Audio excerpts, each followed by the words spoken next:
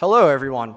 Thanks again for joining us at the Competitive Advantage Talks presented by Kager, also known as Craft Analytics Group. My name is Patrick Sherry, and I'm an MBA student here at MIT Sloan. It is my pleasure to introduce the presentation, Human Movement in Detailed Data. Please join me in welcoming our speakers, Henry Abbott, author of Ballistic, the new science of injury-free athletic performance, and Dr. Marcus Elliott, founder of P3 Applied Sports Science, to the stage. Thanks. I've been covering sports since just after college, and over that time what I've noticed is that elite athletes get injured. Almost all of them. And when they do, it's always the same story. Nobody's fault, couldn't have seen it coming, or my favorite, it was an act of God. Which is what they used to say about heart attacks until they learned how the heart actually works. And now we prevent them by the million. Marcus Elliott tore his ACL on his 17th birthday at football practice, and it changed the course of his life. He resolved to study the human body super duper hard, so hard he might learn to prevent injuries that ruin sports. I wrote a book about Marcus. His journey has taken him from football practice to Harvard Medical School to the New England Patriots, Seattle Mariners, US Olympic Training Center, some other places I'll tell you about. And now for the last 20 years to a lab in Santa Barbara called P3, where they have all sorts of lessons that apply to elite athletes and the rest of us. This is the first place where this is what I've been working on for the last few years. And like, there's some in the building. It's kind of exciting for me right now. But this is what we're going to talk about. And I'm delighted Marcus came from Santa Barbara to tell us more about what I see as the most interesting data set in sports. Thanks, Henry. Oh, I got to click the thing. Sorry.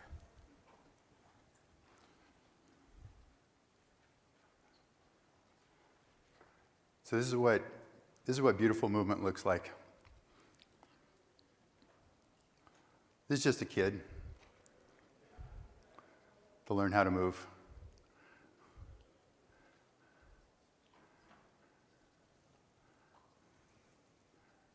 It's poetic, huh? I mean, the human eye picks up good movement. Like we're definitely built for that, you know. And we can think about reasons why that might serve you. For mating, for fighting.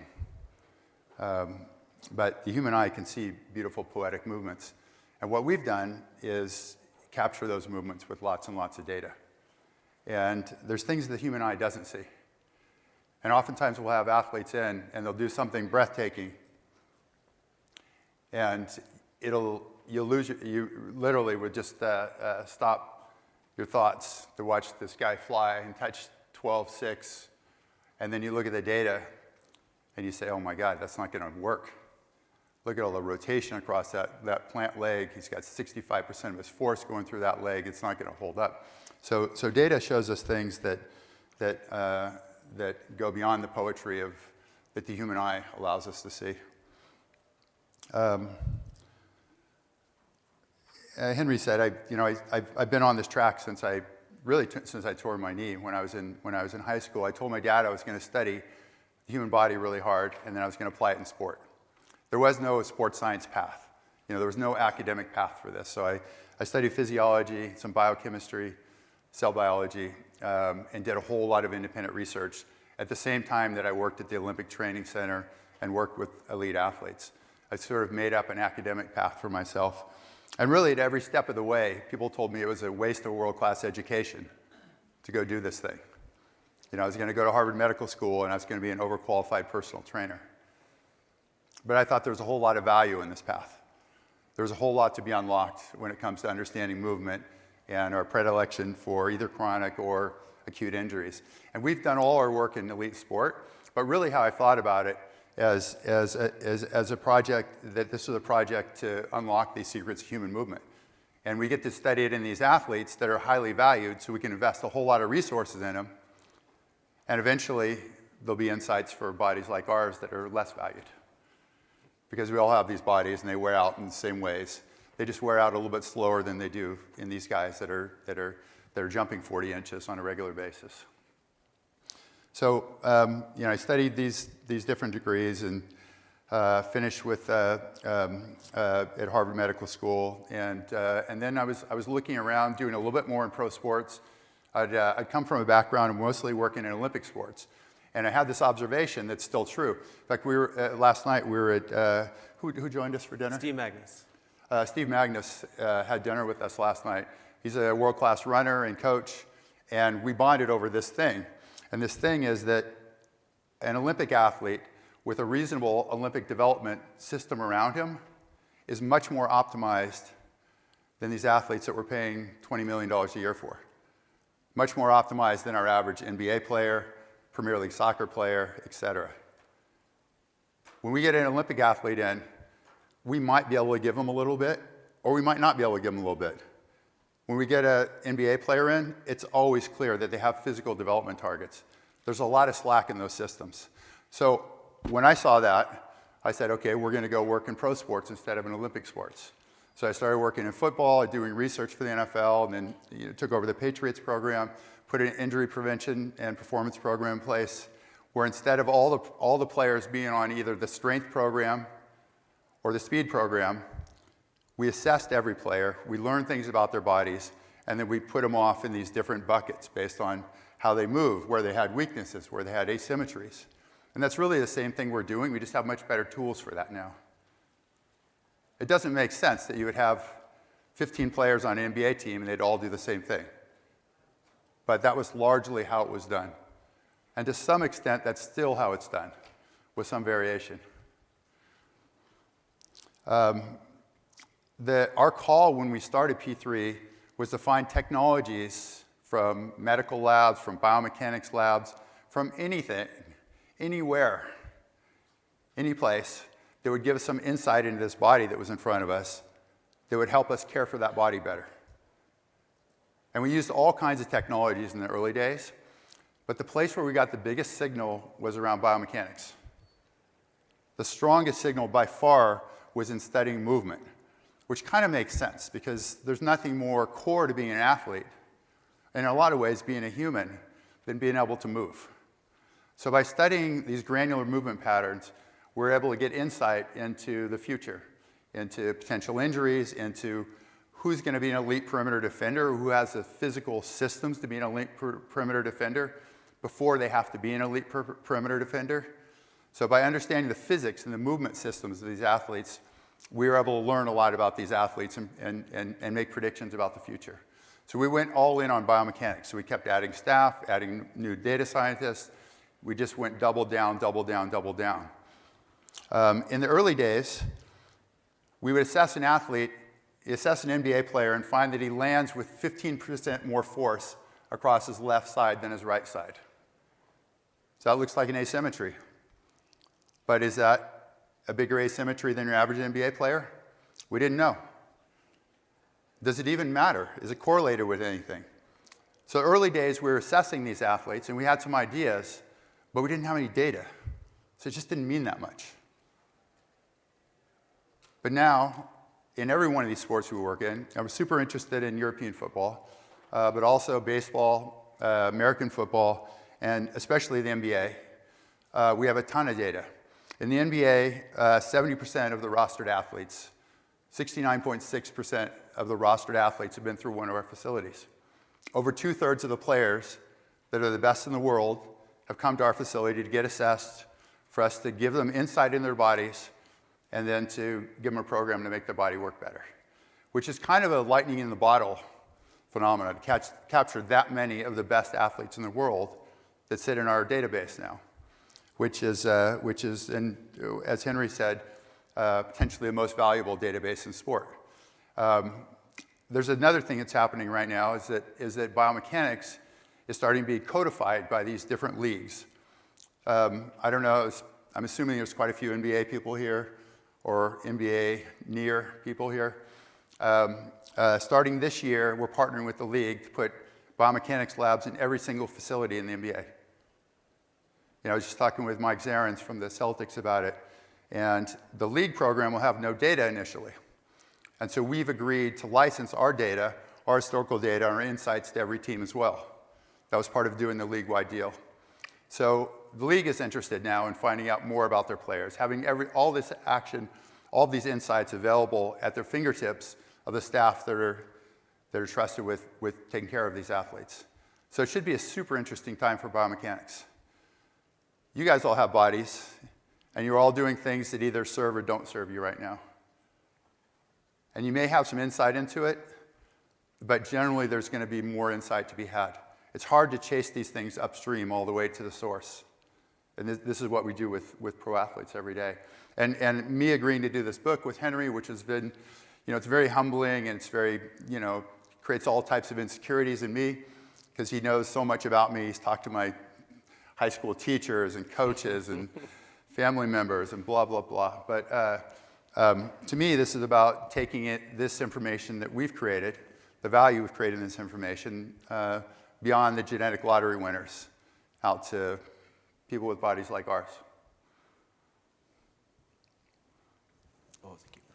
So when athletes like Luka Doncic, Giannis Antetokounmpo, and James Harden come to P3, the assessment takes about an hour. They're running 22 reflective markers around their body. There are 6 infrared cameras in the ceiling, 2 force plates in the floor. And they do all sorts of movements, but a key part of it comes from a box like this, where they stand on top, step off, and then land on the 2 force plates and fill servers with data. The big takeaway is that gravity is king. All of the biggest forces they measure are from bodies in free fall landing. They measured one player, the record setter in P3's data, an NBA player landed with 11,000 newtons of force. I can show you academic papers that it takes about a third of that to fully sever a human spine. By hanging out P3, I came to see this, an L free fall is kind of like remember the physics high school class with the egg drop?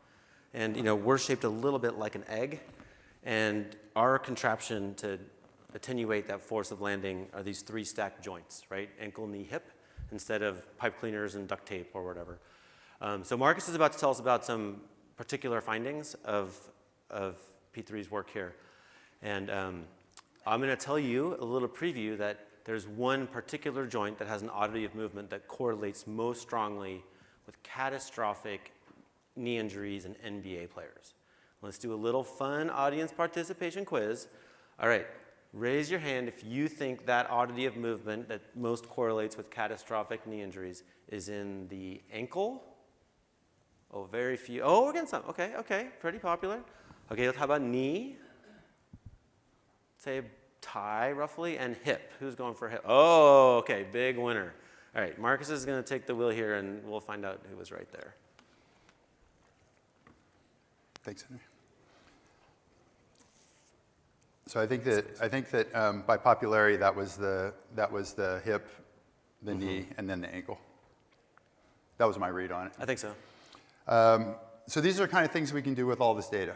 So we get these athletes in a lab, like Henry said, and we have them jump, we have them do second jumps, we have them slide, we have them cut, and we can capture in excruciating detail how they do that. And we're much more interested in how they do the movements than what they do. We're more interested in how they're using their hips when they land from a second jump than we are in how high they jump. They know how high they jump. It's been measured a lot. And we do measure those things, but it's much more interesting how the engineering works when they're executing these movements of their sport. So we can do projects like this, where we take almost 400 NBA players, and we take all this granular data and put it into these build these machine learning algorithms that predict risk of injury in a binary classification system. And that's what this project was. We took athletes that either had a knee injury or had no knee injury in the 2 years after we assessed them, and we looked to see if there were movement patterns that were associated with a future knee injury. If Giannis's club is doing a biomechanical assessment on him, the data they get to use to assess risk is generally done on 15-year-old girl soccer players, or firemen, or healthy college-aged adults. It's not on that thing. It's not on the thing that he works with. in the environment that he plays. To get real information about these players, we need to capture these unique players. And this is a knee injury project, but we do this with ankles. We do it with tibial stress fractures, tibial stress reactions. When Cade Cunningham is trying to figure out if he can play through this stress reaction that's hampered his first couple of years, we can assess him and we can see if he does the thing that all the guys that have tibial stress reactions or stretch fractures do, and then we have some insight into how plastic those things are. If he does these things that put huge torque across your tibia and you can't change it, why should the outcome change? So he has a tiny titanium rod in his tibia. He's doing great. So when we're looking at knee injuries, we have a true positive ID of about 6 out of 10. If we take a cohort of NBA players, and we do this on a regular basis now, like at the NBA Combine when we assess players, we assess all the players now at the NBA Combine. We assess the Team USA kids, the youngsters now, which I love doing because that's really the time to get these kids. But if we take a cohort of NBA players and we say that this in a binary classification system, we say these players are at risk, we end up with about 20 to 25% of players that we say are at risk. And that 20 or 25% of this overall cohort will represent 6 out of 10 of the future injuries, knee injuries. That's a pretty strong signal. It's not a perfect signal, but it's a pretty strong signal. And that's a signal that doesn't rely on previous injury history. It doesn't rely on playing time. So some of these players we assess at the NBA Combine that we say are in the high-risk group, which is this group that's circled in green here on the upper left. Some of them will end up playing 3 minutes a game. So our machine learning algorithm selected them at being high risk because of movement patterns, but if you're playing 3 minutes a game in the NBA and barely practicing, you probably don't get hurt. So no previous injury history, no playing time factored into this. And we've done models where we factor in those, but I like to see just the pure biomechanical signal, which is obviously the world we live in. This ROC curve to the right showing the strength of that signal, the true positive strength, which you guys may be familiar with, but the further to the left and up this ROC line is, then the stronger our signal off of that straight line that's drawn through the middle of it. So, number one risk factor for traumatic knee injury in NBA players, it's called translation. When they land from a jump, how much do they roll their foot? It's an ankle mechanics feature. The literature doesn't support that, but 15-year-old girl soccer players don't jump like these guys do. They don't come down with the forces they come down with on a regular basis. So if we have an NBA player that lands with big translation, that means they land and rotate through their feet like this. Big risk factor. The biggest.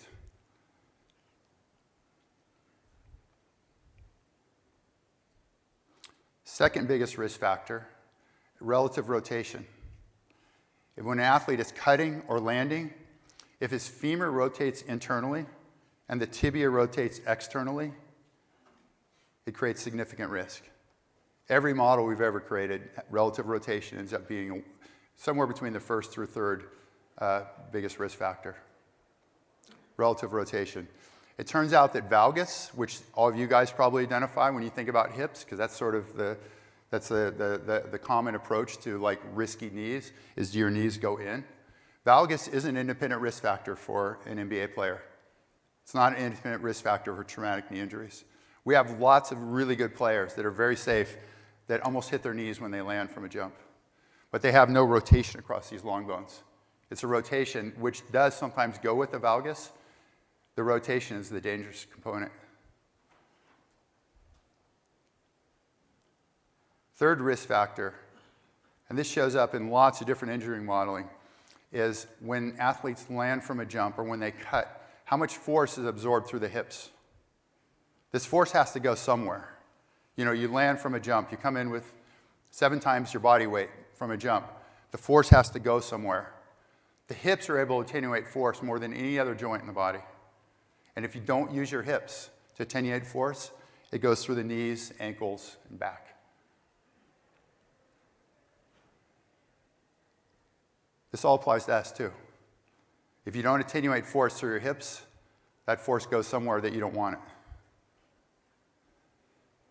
it.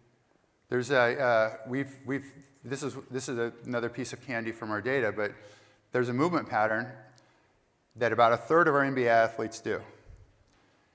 When they land from a jump, instead of flexing through the ankles, knees, and hips in a symmetric, concerted fashion like that, instead of this smooth flex, flex, flex, extend, extend, extend, they land and immediately start extending out of their hips, even while they're flexing through their knees. So they land and there's no flexion through the hips. Instead, they keep flexing through the knees and through the ankles. It's like they're trying to land with their lower legs, with their knees and ankles, and they're trying to jump out of their hips. And that pattern is associated with a 300% higher incidence of back injury. We validated that against a number of different years of combine data, and every year it's somewhere between 2.5 to 3 times the incidence of back injury in this subset of athletes that don't flex in their hips when they land. So it's a real signal. There's nothing in the literature on it. If you have an NBA player that has back issues, it might not be because his trunk is too weak. It might be just fine here. It's that these shear forces he has to endure every time he lands are too big through his back. The force has to go somewhere.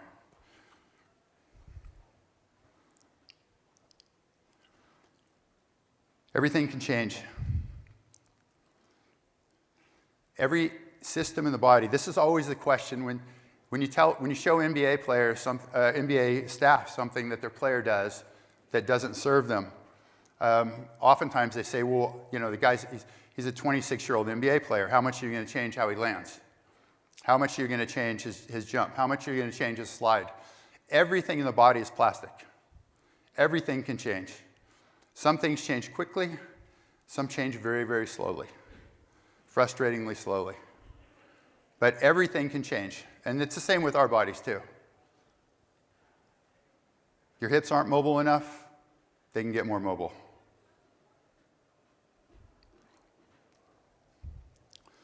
This is what it looks like when an athlete comes to our place to assess.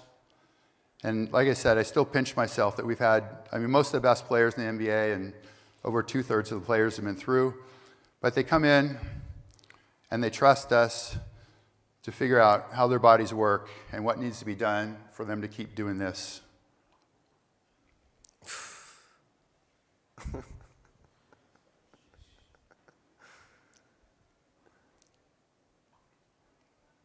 That's Ann Edwards. Just before he came in the NBA. This is a plot of the other underlying systems that allow you to be a great lateral mover or a great vertical mover. This isn't how high you jump. It's that do you have the underlying systems that will allow you to be a great vertical athlete, and you have the systems that allow you to be a great lateral speed athlete, which are related to how much force you can apply to the ground, your hip abduction angles, all the key performance indicators for that movement. And this is where Ant Edwards lives, right there, just before he came in the league. So it's easy to see why Ant Edwards would be good at his job. The only question for him is, can we keep the wheels on? Because when you have that many horsepower, you can't have a loose wheel. If you're really heavy or you're really powerful, you have to have really clean biomechanics. The force and the weight are both multipliers when it comes to risk if you have bad mechanics. It's what we find over and over and over. What about this guy?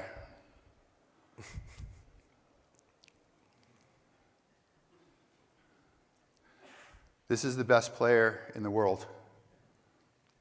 Amazing, huh? No, not amazing. This is my 15-year-old daughter assessed at our facility, and she jumped 1/2 inch higher than Jokic, the first assessment. We've assessed well over 1,000 NBA players, and Nikola had the lowest vertical jump we've ever assessed in an NBA player. And he's the best player in the game. But he does some things really well. Like our data actually really loved him. You know, we overweight how fast an athlete runs, how high he jumps. Those are the easiest thing for your eye to see. Again, when you saw Ant Edwards, it takes your breath away, right? It just does.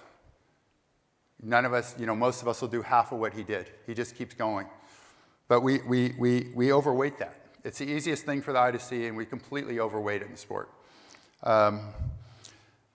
This is a machine learning modeling technique called PCA. You guys are familiar with it, I imagine. And we use it over and over and over in different ways in our facility. This is the global approach to our biomechanics data. We take all of our data, we put it in a machine along with anthropometrics, and we ask the machine to draw axes and put these athletes on these different axes that are the dominant axes. And what's been really interesting is each of these different groups has kind of a predictable pattern when it comes to success in the NBA or failure in the NBA. Like one of these clusters is full of a bunch of really good college players that can't do it in the NBA. They usually flame out after a few years. There's another group that oftentimes are shooting stars, but they get hurt at a super high rate. Our favorite cluster is this one called kinematic movers, the cluster at the very top. That cluster is full of athletes that don't jump really high. They're not really long. They're not very powerful. They're reasonable when it comes to lateral movement.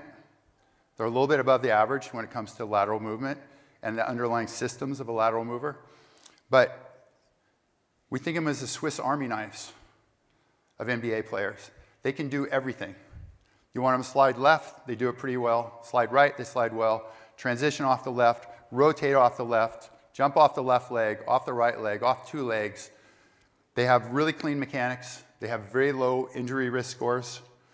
And they can do everything. We think, again, the Swiss Army knives of the NBA. It turns out that cluster, and they're generally made up of players that went to small schools. They were kind of under the radar. There's very few top 5 picks in that group. There's a couple, but there's not many. That cluster has by far the highest win shares of any NBA cluster. By far. They have the longest careers by a number of years over any of the clusters. C.J. McCollum was one of our first kinematic movers. We kind of point to him as an icon of the kinematic movers. Trae Young's in there. Mikal Bridges is in there. He's our longest kinematic mover. Young Luka was in there. The younger Luka was in there. Wait, did he exited? I think he exited. Oh, darn. Yeah. So when we assess an athlete at the Combine or at Team USA, and we find out he's a kinematic mover, we like to bet on those guys. And we're rarely wrong on those guys. The specimens are the rarest breed. That's where Giannis is. That's where Zion is. The specimens are never under the radar. They're usually freakish in terms of power. They do some things that you couldn't miss. But oftentimes, if that thing that separates them, that makes them spectacular, doesn't work as well, they take a big drop down. The kinematic movers, they have a bunch of small blades. They don't have, the machete like the specimens. But the guys with the small blades, they can take a little hit, and they're still really good. They still have 27 options. The idea that having the right tool, not the biggest, baddest tool, but just the right tool for every situation from a movement perspective in basketball makes you successful is a really, really endearing thought for me. And this kinematic mover group just keeps separating himself. The deeper we get in, the more and more data we get. Luka, Jokic, who we were just talking about, I said that our movement really likes him. He has a really snappy neurologic system. He has amazing ground-foot interactions.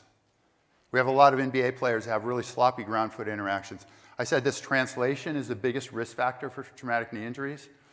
Athletes that land with really passive feet, they tend to get giant rotation across their foot and ankle. We want feet to be loaded, toes up more, ankle and foot loaded.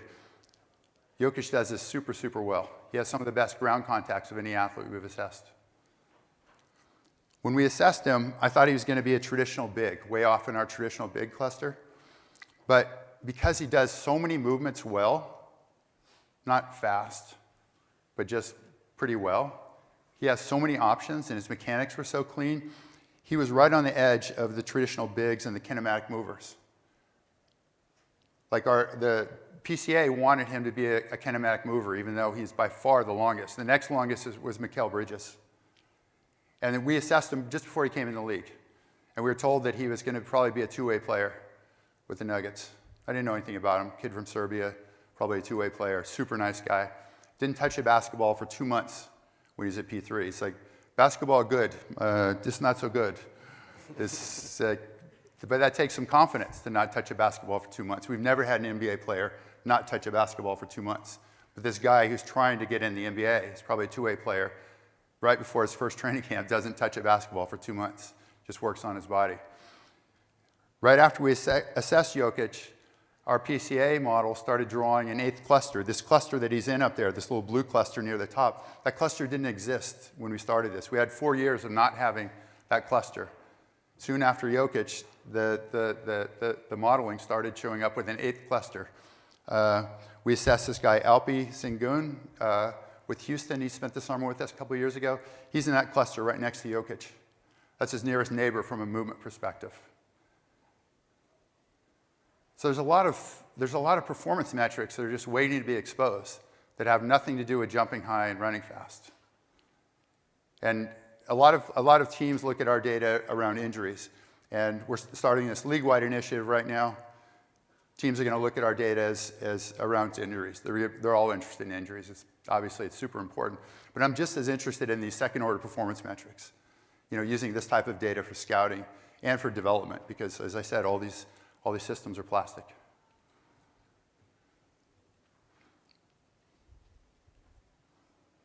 Oh, okay. So Marcus spends all of his time thinking about how to make the best athletes in the world better, more robust. And he can confirm, I spend a lot of my time asking him how to make the rest of us better and more robust, right? And by the way, at P3, they call us normies.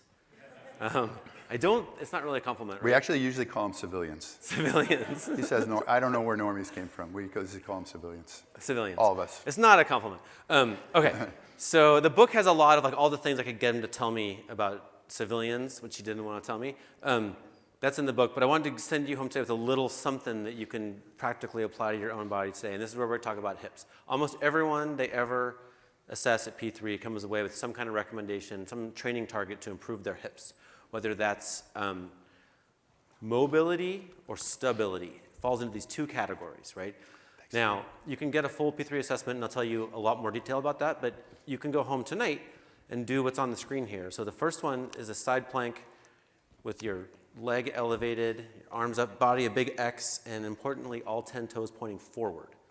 If you can lock that out, like really hold it, Marcus thinks it's a pretty good bet, you have sufficient hip stability. The other picture there is a standing figure 4. If you can really sink into that, get your butt back, keep your chest up, really sink into a standing figure 4, you probably have sufficient hip mobility. The thing is, to be an NBA player or to age gracefully and to play sports, you kind of want both of those things. And we tend to work on the thing we're good at. Like people with good hip mobility tend to go to yoga class, and they get even better hip mobility, right?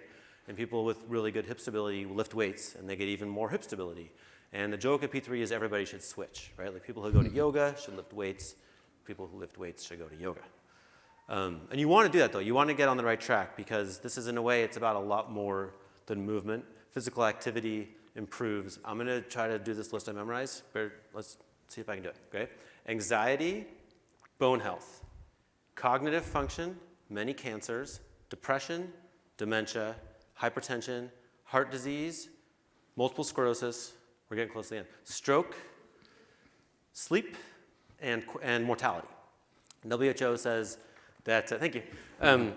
The WHO says that inactivity causes 5 million deaths a year. It's the 4th leading global cause of death.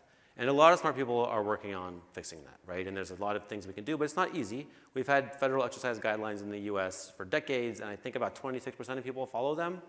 So I think my favorite thing we can do here is to learn from Marcus's life mission here and P3's data set to give each of us an owner's manual for our own body so that we can reduce the likelihood of the injuries and pain that cause us to be immobile. This is the QR code if you want to order the book. You can take your phone out and scan that right now. We have some time for questions, and in this room, what happens is Pat over there has a microphone, and he's ready to work. So if you have a question, he will Oprah-style run to you, and we have time for that.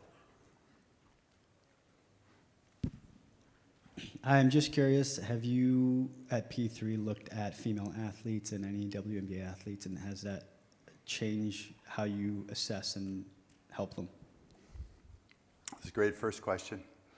So it's been an express mission for at least 3 years to try to get more and more females in our database.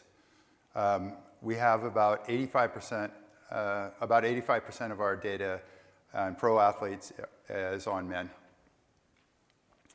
And the reason for this is that their bodies have just been much more valued.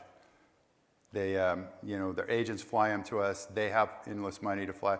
I met Sue Bird here, 6 years ago, and she's like, I got to get out there. So she came out and spent time with us and assessed, and we had good Mexican food, and she learned about her body and played in the league for another few years. The data we do have on women tends to be a lot of the best women in sport.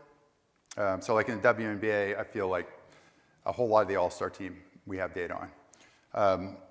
One thing I'm really interested in right now is helping build better shoes. And I think everybody knows this, but and it's about ready to change. But women's shoes are basically small men's shoes in different colorways. On top of that, when it comes to these sports like basketball, they don't really use data to build shoes. A designer draws something up in a CAD program that looks bitchin', and they take it to the makers and see if they can make it. And they put it on a few people, and they give them some feedback. Adidas should know whether the Ant 5 is more or less dangerous than the Ant 4. They should know whether it helps with vertical, lateral performance. They should understand the shoe from a data perspective. If you know movements that create risk for NBA players, you can assess shoes, and you can use that data to guide your development. Not to just throw the shoe out there to get assessed after it's already built, but to actually guide development. And with a lot of these new manufacturing processes, then that gets much easier, like 3D printing, and we can set up these short iterative cycles. But I'm super interested in building women's shoes. So we set up a deal with Adidas, with Nike. We're going to do a deal with the Jordan brand. I think we just did a deal with Puma. I think we'll probably do a deal with Under Armour, all to build shoes for these guys. I might even have left somebody, but basically all the big footwear companies, because they want to start using data to build smarter shoes. They just haven't been accountable for that till now. Basketball shoes don't work better than they did 20 years ago. The best shoe is probably the Kobe still, from over 20 years ago. It shouldn't be that way. We're smarter. We have better building materials, better manufacturing processes. So the answer to your question, I'm super interested in women athletes right now. We were just talking about it when we were walking over, that I wanted to see if Megan Rapinoe tried to get in when she was coming back from an injury, and I want to just tell her we have to go help women's soccer players right now. Women's soccer players just fall and fall and fall, and we need to do a better job there. There are significant differences between how elite women, WNBA players move and NBA players move. There are a number of predictable differences from our data, and they're not small, they're significant. And that should be accounted for in things we build for them and also their training. And you guys know women get injured at much higher rate, somewhere around 4 to 6 times the rate in basketball and soccer than men do, traumatic knee injuries at least. I'm curious if you believe that there are still maybe some gaps in our understanding of the body, whether it be limitations of the technology, metrics that you can't collect accurately, or maybe you can't explain what you might be still looking to get information on. Yeah, the reality is, all I've done in my life is study the human body, and we don't know very much. That's a disappointing thing. The more you know, the more you realize what you don't know. So there's gaps everywhere. The stuff we do is really, it looks complex, and we have giant databases. And it's pretty exciting when you get in there, It all looks very, very complex, but it's basically high school physics. It's F equals ma over and over and over on the human engineering. Just people haven't spent a whole lot of time doing it. I mean, it's so much simpler than a lot of things in medicine. So much simpler. I would say that the reason there's potential here is that it's just not how, we haven't been focused on this. People haven't measured bodies and masses. We haven't gone into these sports and looked for these insights. Our orthopedic injury model is the 1950s model. The model says this, like, all you guys with bodies, well, you do what you like to do. Try to stay active, get 20 minutes aerobic exercise 3 times a week. Do what you like to do until your body hurts so much you can't do that thing anymore. And you go see an orthopedist, and he tells you whether you're a surgical candidate or an injection candidate. And if you're neither of those things, he says, don't do that thing you love to do. Tennis, golf, running, skiing, walking the dog. That's a terrible model, especially if these signals are present for decades in non-NBA players before you wear out the medial aspect of your right knee. And wouldn't it be weird if there was no physics to be exposed there? You just wear out the medial aspect of your right knee. You have no articular cartilage there, but it's just there. There had to be physics at play. So this is what we do, is we look for these signals. And where the signals take us, we follow. So it's nice. We're not married to any fitting a form. We just follow it. So there's a whole lot to be exposed.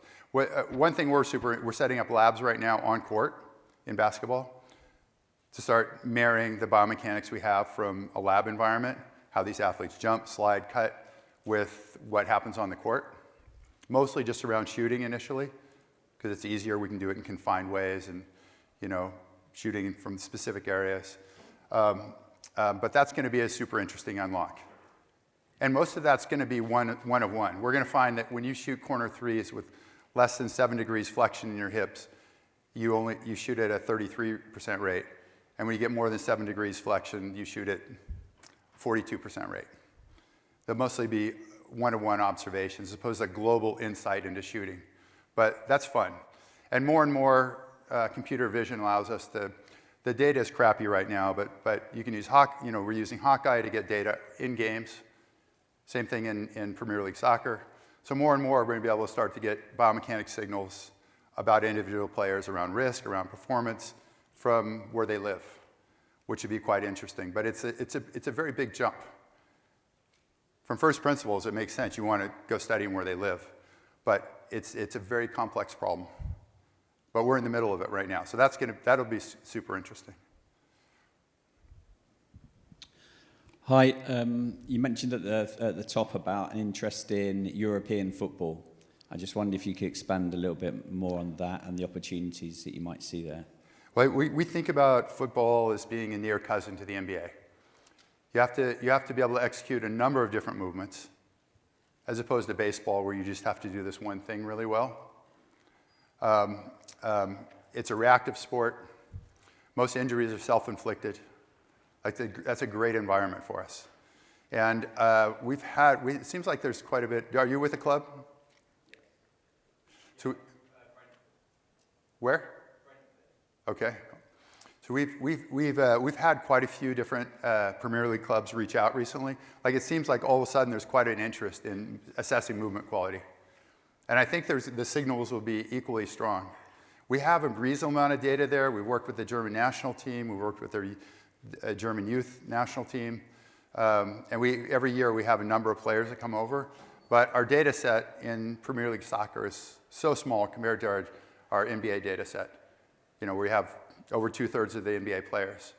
So we have a lot less data to work from there. So the insights are on the more of the infancy stage. But it's going to be compelling. And these are the kind of things that are best done by a group that can access a lot of different teams, because you can study one team for a very, very long time before you have enough traumatic knee injuries to start seeing any signal. It just takes too long on the injury side, especially. Performance, you can work from a single club, but I just think there's going to be probably equal amount of actionability in Premier League soccer. And it also feels like it's sort of a tipping point in that sport based on how much reach out we've had from some of the top clubs. So I'm quite excited about it. You guys, can we do a quick thing? Brooks, are you available Can you come up here? Okay. Marcus wants us all to think about these things as measured scientifically, but he can do crazy stuff with his naked eye. And so I have a volunteer here, Brooks. Thank you for doing this, Brooks. Are you ready? Do you think you can stand on there? And then just, okay, face forward. You're here for doing this. Thank you. So how about this? You step off and then jump as high as you can when you hit the ground. Yeah, Nope. don't forget And the then jump. jump. Though. Yeah. Jump high. Oh, that's crazy. Okay, jump. Okay, step off, land, and then Michael Jordan. Got it? So you're gonna just step off and land, and then jump. And see if you can jump and touch my hand. Yeah. Okay. Yeah, one more, nice. okay? One more. Yeah. Okay, good. Nice job. So the athletes that when they land don't flex through the hips at all, we call them blenders. I'm a blender. Yeah. Bad for backs, bad for knees. Brooks is not a blender.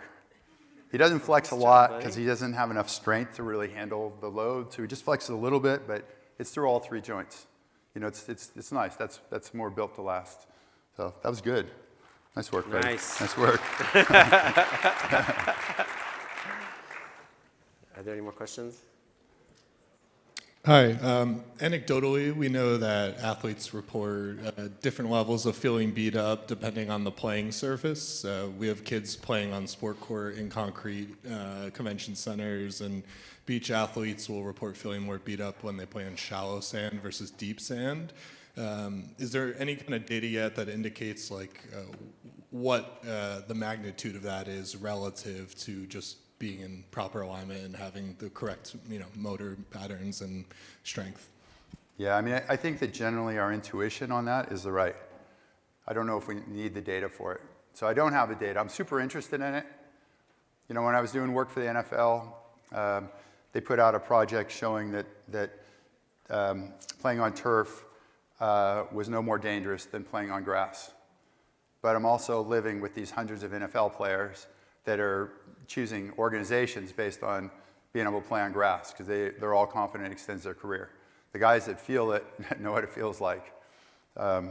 So I think your intuition is right. It'd be nice not to play on concrete. Sport court, we roll out these acres and acres of sport court now for youth volleyball teams, and they're basically jumping on concrete. There's no way that's going to be good. But I have no data insight for you though.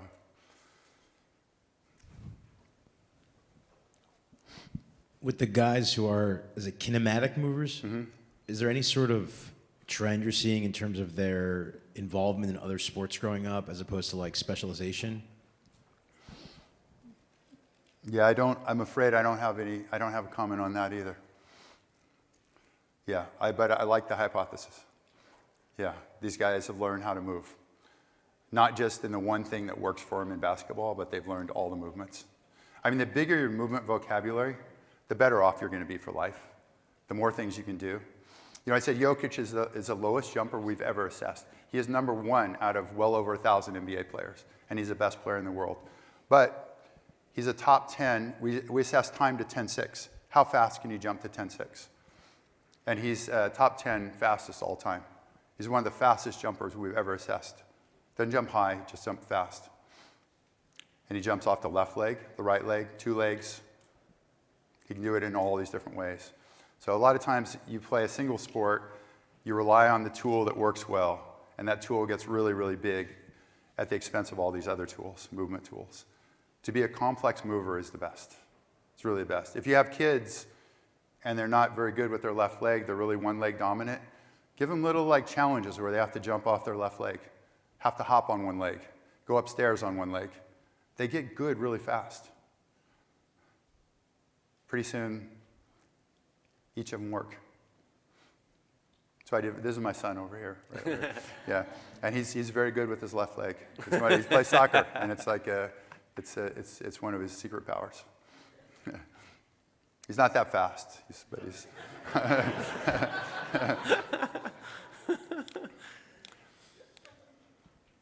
Hey, this is going to be a great book. I can already tell. But I didn't pay him. He just said that. Yeah, I'm not a plan in the audience. So my question is about, you talked a lot about the potential for scouting or for injury prediction, but I'm interested in the feedback that you give to players to try to help them improve if they're not good movers, because I grew up playing competitive golf, and I got a lot of coaching on my biomechanics. Golf is very common. It's almost everything. There's no strategy. You're not competing. It's all you and the ball and your swing. Yeah.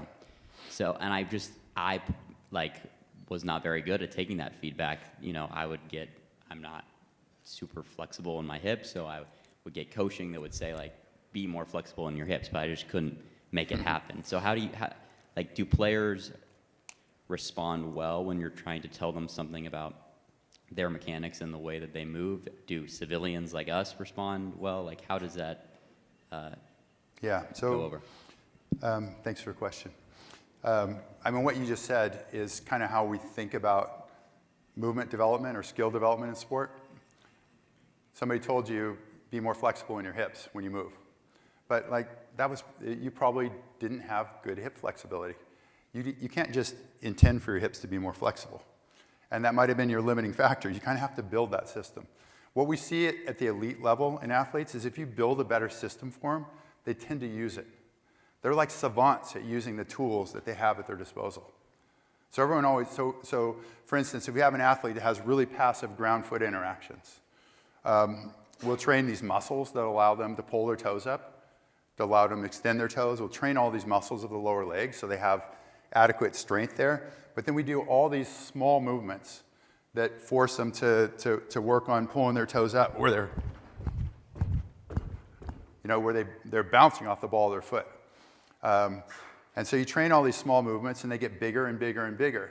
And you're giving them feedback, usually video feedback, while you're training them. When these athletes do these things right, they usually feel good to them, because these are movement savants. You know, they're all genius movers. Most of my experience is with these type of athletes. And I think that they've sort of self-selected for being movement savants. So we don't have to, beyond building the tools, we usually don't have to teach them more. But you have to build the tool. So a lot of times people will, in all these sports, people will tell you to do something different. They'll tell you to follow through more, or I want you to release more when you're swinging. But it may be that you can't release more. You don't have the tools for it.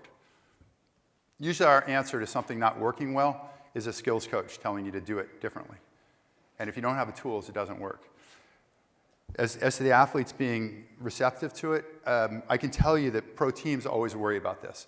What happens if we send an athlete to you and you say that, you're worried about their knee? I mean, the athletes deal with much worse than us saying, we're a little worried about your movement pattern. These guys are tough. These are not frail people. And they're coming to us. They've already been selected for that. They're pretty robust, or they wouldn't be there. And they're coming to us and generally writing us a check to provide insight to help them have better outcomes. So it's kind of set up for us to win. When we work in these team environments, it's much harder, because there's always a push-pull. Is the team on my side? Or are they trying to get information that's asymmetric so they can use that against me, and so on, right? So the athletes don't always trust their teams, but if they're coming to us to share their data so we can make their lives better, then they usually are pretty receptive. Well, I can say anecdotally, I went through this and got my home workouts from P3 has like a sister business called The Lab, where they deal with civilians, and they gave me a bunch of stuff to do. But you could quickly see, for instance, if you hold a kettlebell in one hand, stand on one leg, and pass it back and forth, the first time you do it, you're like a total mess, right? But the third time, you're good. And like you can see, like all of my home things, like I have routinized now. None of them make me fall over. The first time I went through it with The Lab with this great guy, Alex, like he literally had to move me next to the wall because he was scared I was going to fall on other customers doing the stork press, which is a really hard thing to do. But anyway, yeah, that's I think it seems when you break in these little micro steps, learnable. Unfortunately, we're out of time for questions, but please give it up for Marcus and Henry for this fantastic presentation. Thank you guys for coming. Thanks, John, man. Thanks, man.